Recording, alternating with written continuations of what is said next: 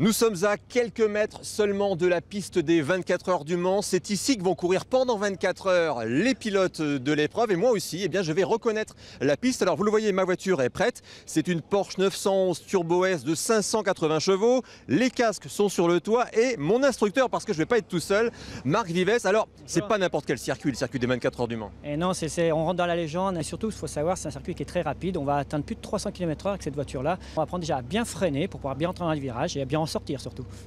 Cédric, c'est le moment, on est parti? C'est parti. Allez, on va mettre le casque pour des raisons de sécurité. Bon, franchement, j'emmène pas large parce qu'on va quand même rentrer sur le circuit des 24 heures du Mans, entouré de voitures, des voitures qui font plus de 500 chevaux, y compris la mienne. Ça glisse parce qu'il a plu. On va y aller mollo.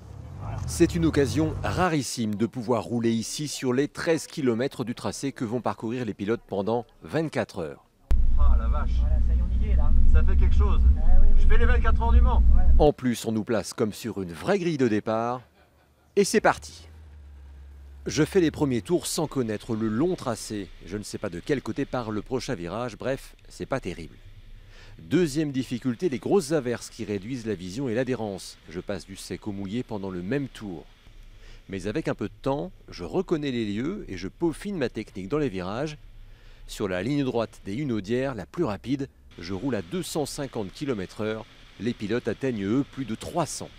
Ils auront aussi à gérer la nuit, la pression de la course, la fatigue et les problèmes mécaniques. C'est Porsche, vainqueur l'an dernier et 17 fois au total, que les concurrents rêvent de détrôner cette année.